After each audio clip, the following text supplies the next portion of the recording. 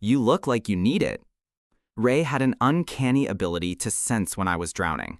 We'd known each other since high school, fought in the same amateur circuits, shared more black eyes and split lips than I could count. When I hung up my gloves, Ray opened the gym. When I started the auto shop, Ray was my first customer and biggest supporter. I texted back, definitely, Murphy's Tavern, 8 p.m. The voices in the kitchen had moved on to discussing logistics, how to divide our assets, whether Alicia should take the BMW or let Nolan buy her something newer.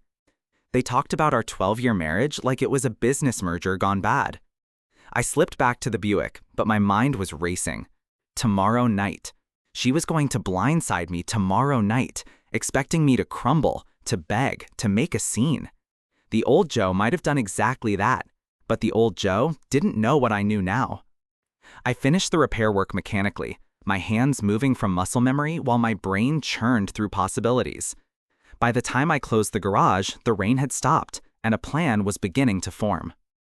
Murphy's Tavern sat on the corner of Main and 3rd, a dim cave of scarred wood and neon beer signs that had been serving the working class of Millbrook for 40 years.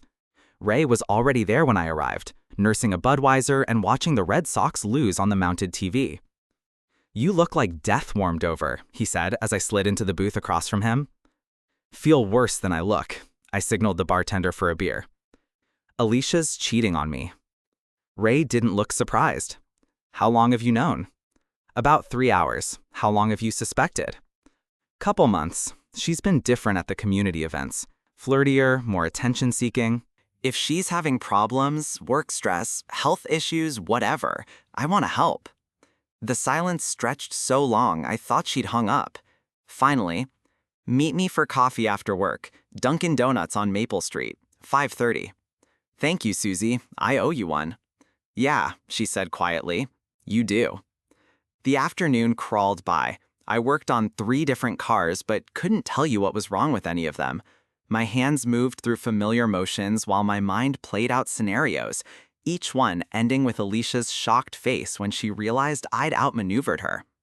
At 5:15, I sat in the Dunkin' Donuts parking lot, watching Susie's Honda pull in. She looked nervous, checking her phone constantly as she walked inside. "Thanks for meeting me," I said as she sat down across from me. "Joe, before you say anything else, I need you to know that I care about both of you and Alicia." "But?" She stirred her coffee obsessively. "But I think you deserve to know the truth." "What truth?" "Alicia's been seeing someone for about 3 months now." I let my face crumble, let my shoulders sag. "Who?" "Nolan Brennan, the car dealer." Jesus Christ. I buried my face in my hands. I knew something was wrong, but I kept telling myself I was imagining things. "I'm sorry, Joe. I really am." "How serious is it?" Susie's phone buzzed. She glanced at it, and her expression shifted. She's planning to leave you. Tonight." "Tonight?" I looked up sharply. "How do you know?" "She just texted me. She's at Nolan's house right now, working up the courage to come home and tell you." Perfect. Ray would have photos of her car in Nolan's driveway, maybe even shots of them together. What am I supposed to do, Susie? Fight for her? Let her go? I don't know. Maybe. The old me, anyway. I might have let you walk away with your dignity intact. What changed? I realized that the woman I married, the woman I loved, died a long time ago. You're just someone who looks like her. The words hit their target. Alicia flinched as if I'd struck her. The Alicia I married would never have snuck around behind my back. She would never have conspired with her friends to humiliate me. She would have had the courage to tell me she was unhappy before she started shopping for my replacement. I tried to tell you. Bullshit. You tried to manage me. There's a difference. My phone rang. Ray, right on schedule. "Excuse me," I told Alicia, then answered. "Yeah? It's done. You want me to come over? Give me 10 more minutes." I hung up and looked at my wife, my soon-to-be ex-wife. That was Ray. He's been helping me too. Helping you what? Document your affair. Photos, timestamps, witness statements, everything a divorce lawyer needs to prove adultery. The color drained from her face. "You've been investigating me?" I've been protecting myself. Big difference.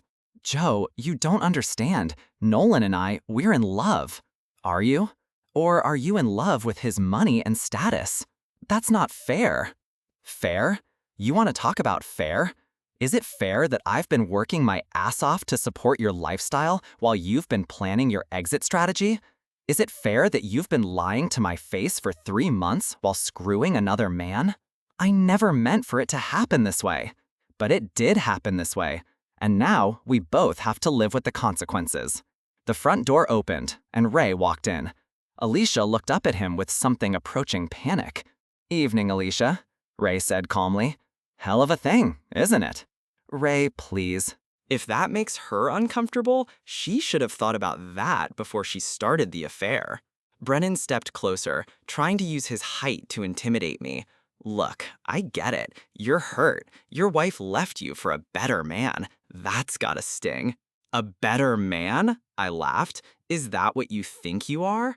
I know what I am. Successful, wealthy, able to give Alicia the life she deserves." "Wealthy? That's interesting, because I heard you're about to lose your house to foreclosure." His face went pale. "Where did you hear that?" "Small town, word gets around. Just like word's getting around about your lunch date with Rebecca Morrison on Monday." "I don't know what you're talking about." "Sure you do. Chaise Laurent, table by the window, holding hands over the bread basket, while your girlfriend, my ex-wife, was at work thinking you were shopping for engagement rings." Brennan's composure cracked like thin ice. "You're having the followed?